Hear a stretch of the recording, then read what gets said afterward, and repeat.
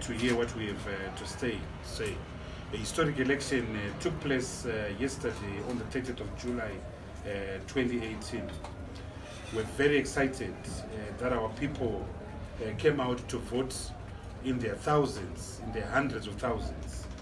This is a reflection that our people are pushing and crying out for change, for transformation, for opportunity, for prosperity, and for hope.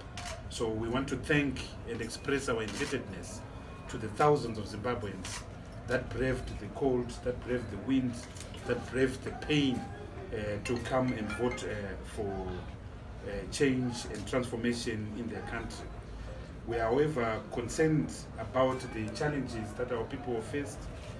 These included long, winding queues and, in some cases, deliberate go-slows by election officials, particularly in urban centers. In some situations, they were missing polling stations, for instance, in places like Epworth, resulting in sometimes extra-legal arrangements being met. There were also challenges around people being turned away, a high number of people that were being turned away because they were not located at the particular polling station that they had confirmed